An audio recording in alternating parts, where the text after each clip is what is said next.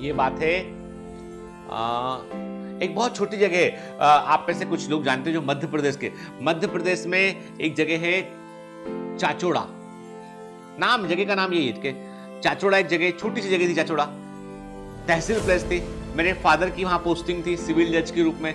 तो हम लोगों को एक घर मिला हुआ था। उस घर में मेरे फादर को बड़ा शौक था बागबानी करने का उनको। एंड जहां भी पोस्टिंग होगा, अब सबसे पहले वो देखेंगे जमीन को ठीक करवाएंगे और खूब सारे गमले लगाएंगे, है ना। और बहुत शौक था उनको। जब मेरे पिताजी खत्म हुए ना, तो उनके पास हमारी घर की छत पर जो है उन्होंने कम से कम जो है 200-300 पौधे लगा के रखे, पेड़ अच्छे बड़े बड़े गमलों में। वो रोज पानी देते थे उनको, रोज उनका ध्यान रखा करते थे वो। मतलब क्या होता था, सच बताऊं, कभी आप किसी चीज से बहुत दिल से अटैच होते हैं ना, तो वो चीजें भी रिफ्लेक्ट करती है। वैसे वो 300 पौधे जो थे ना, जिनको मेरे पापा ने जो है, मेरे फादर ने जिनको बड़ा सहेज के रखा था, जिनका रोज पानी डाला करते थे, रोज ध्यान रखते थे उसकी, उनका हॉबी था। 1-2 घंटे उसमें लगाते थे वो रिटायर्ड हो चुके थे उस समय, जस्ट मतलब कुछ रिटायर्ड होने के कुछ महीने बाद ही वो नहीं रहे वो। तो वो उसका बड़ा ध्यान रखते थे वो। जब वो चले गए ना, तो हमने तमाम कोशिश की हमारे फैमिली मेंबर ने कि वो पौधे सभी उनको पानी डाल सके जिंदा में। आधे से अधिक पौधे जो है, सब कुछ माली भी बुला लिया, अपने आप ही खत्म हो गए। पता नहीं, somehow कुछ ना कुछ तो ऐसा होता है कि जिसके का एक्सप्लेनेशन हमारे पास नहीं होता है। Whenever I talk about my father, I become very sentimental actually, क्योंकि उसके पीछे कारण ये है कि मैं अपने फादर से बहुत अटैच था। और वो गांव में गए हुए थे खेती के लिए, ठीक है, वहाँ पे खेती का कुछ चल रहा था पे ना, देखने के लिए, ठीक है। तो ठंड के दिन थे, रात का समय था, बीपी शूट किया उनका एकदम, है ना। एक फर्जी बाबा है, योग कराता है, दवाएं भी बेचता है। उस फर्जी बाबा का योग करते थे, योग से तो फायदा हुआ उनको, अच्छा, लेकिन उसकी दवा खाते थे बीपी की। वो एलोपैथिक मेडिसिन नहीं खाते थे, वो आयुर्वेदिक मेडिसिन के बड़े समर्थक थे। आयुर्वेद तो बहुत अच्छे थे, लेकिन उन्होंने आयुर्वेदिक मेडिसिन, उन्होंने किसी आयुर्वेदिक डॉक्टर को कंसल्ट नहीं किया। उन्होंने बाबा का जो प्रचार प्रसार देख के, उन्होंने, समझदार आदमी थे, वो अपना डिसाइड खुद करते थे, हम लोग समझाए भी कई बार, लेकिन वो योगा करते करते उनको मेडिसिन भी बेच दी किसी ने। वो दवा खाने लगे, बट्टी खाने लगे, वो बीपी कंट्रोल नहीं हुआ, शूट किया। और पूरे गांव में, उस पूरे गांव में, आसपास के 4-5 गांव में कोई डॉक्टर नहीं। सिर्फ रात को जब तुमकी तबीयत बिगड़ी तो वहां ढूंढा कि भाई डॉक्टर कहां है। अब मैं कहां, मैं भोपाल के अंदर, मेरा भाई ग्वालियर के अंदर, हम दोनों डॉक्टर फैमिली। समय था रात का 1 बजे का समय था, 12:30-1 बजे का।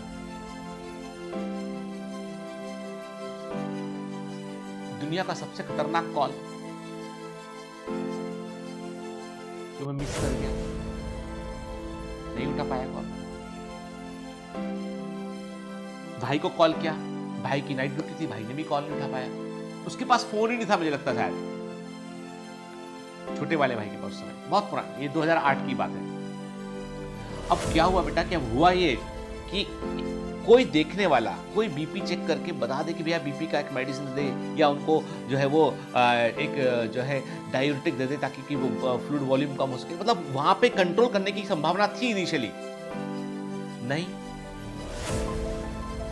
देसी उपाय करते रहे, कुछ करके 1-8 घंटा उसमें निकला, and he got cerebral stroke, brain haemorrhage हो गया उनका। 4-5-6 आर्टरी जो है वो ब्लास्ट कर गई।